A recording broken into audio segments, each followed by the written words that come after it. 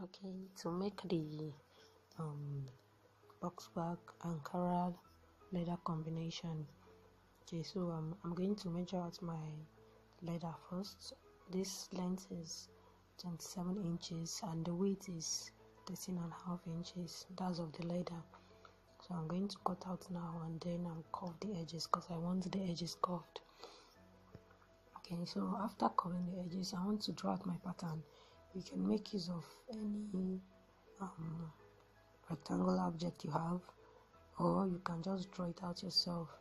This is about 3.5 inches wide and 5 inches long. That's the object I'm using to take the measurement. So I'm supposed to measure. Okay, let me measure now. I'm supposed to take my measurement from the middle of the leather. Okay, so the midpoint here is 6 3/4, since it's 13.5 inches. 6 3/4.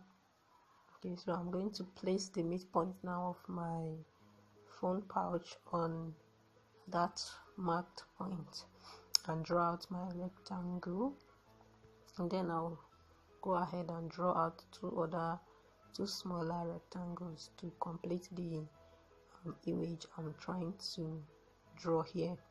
Okay, this is windows of opportunity. That's what I call it. The diagram I'm drawing, should I call it the object I'm drawing, window of opportunity, that's what I call it. Okay, so there are actually 5, one large one at the middle, then 2 smaller ones at the sides respectively. Okay, so I'm going to go ahead now and draw the other smaller rectangles.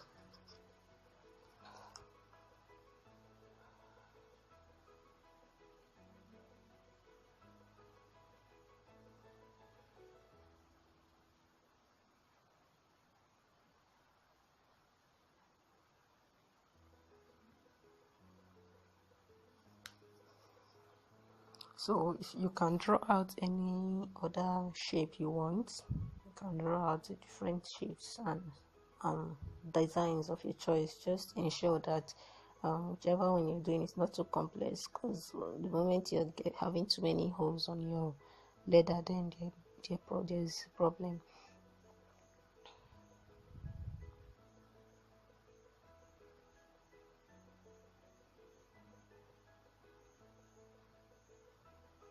Okay, so I'll go ahead now and draw the smallest one. The smallest one is about 1.5 inches long and 1 inch wide. Okay, so I'm going to repeat this on the other side now. Okay, so now I've cut out my the drawings that I did. You see that I made another diagram here. Okay, so you can just cut them out using your razor blade. Okay, you can start with your razor blade and finish it up with your scissors, because your scissors will give it a smoother edge, since we are not using a coat to cover the space. If you have coat, you can cut it anyhow you like and use coat to cover the edges of what you've cut. Okay, so we're going to apply gum now, but before we do that, let's cut out the other panels. Okay, so now to cut out the side panel, I'm going to use 9 inches for my side panel and about 6.5 inches for the width. Okay, 9 inches because I don't want the side panel to get to the very top of the bag. Okay, I want it to get to that part where the curves start from. Okay, so I'm leaving 2.5 inches for my base. That's together 5 inches altogether for my base. Okay, so the others is now 9 inches. So I'm going to measure 9 inches, then 2.5 times 2, that's 5 plus allowance. I'm going to measure about 9 by 7 inches for my side piece. So I'm going to cut out 2 side panels and the corresponding linings that I'm going to use together with it. Okay, so I'm using 6.5 by 10 inches because we are going to sew, so my sewing allowance is the remaining half inches. So I'm going to cut out 2 of my side panels and then use it to cut out the corresponding lining of my side panels.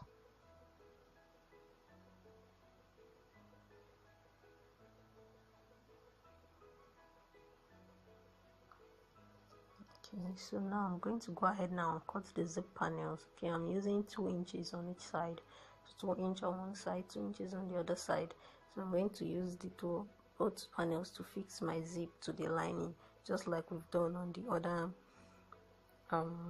other bag. Is just the same process, so I'm not going to really elaborate on this. Okay, so it's just two inches, because I don't want the zip panel to be very wide. I want this one to be small, so that it will form a curved edge. Okay, so I'm going to use 2 inches on each of the zips, and then the length, I don't want it to get to the end, so I'm going to use, the width of our bag is going to be 13 inches, so I'm going to cut out 14 inches. Oh no, I'm going to cut out 13 inches here, so that by the time I fold, I'll have about 10 inches left for my zip panels, because I don't want it to get to the edge of the bag. Okay, so I'm going to go ahead now and fix my zip on the zip panels, and then go ahead and fix it directly on the lining. Okay, you see we have excess zip, so I'm going to trim it off and use the fabric to cover the edge of the zip. Okay, so I'm cutting the side panel so that I can sew them as I'm sewing the zip.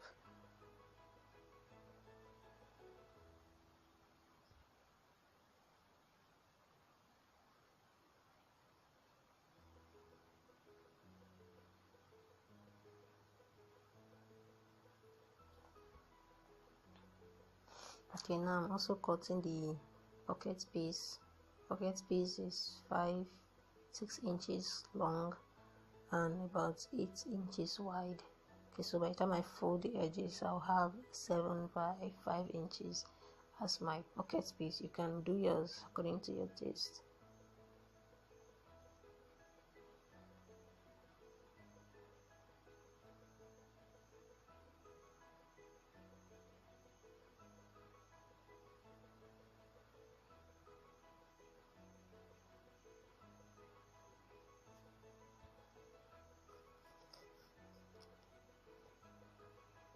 Okay, so now I'm going to go ahead now and sew my zip panel, and then go ahead and put it on the lining.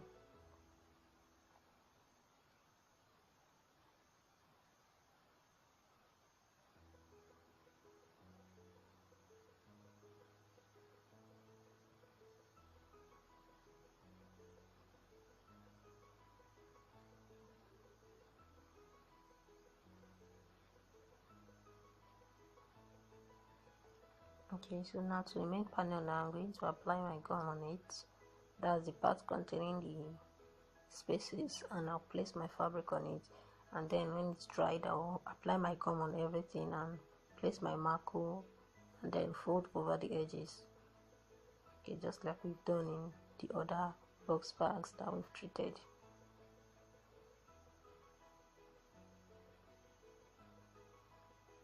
Okay, so now to my lining. Before I fix my zip on it, I'm going to fold it over. That's attach my carry board to it and fold it over. That's before I'll now go ahead and sew my zip panel on it.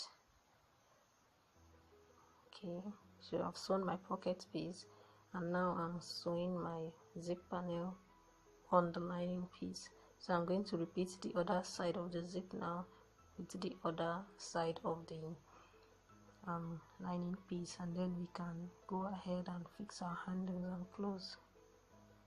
Okay, so now before we close, we're going to fix our back stand, just like we've done in the other one. You take your measurement, measure at the midpoint, and place each of the back stands on 4 edges, and then that part is done.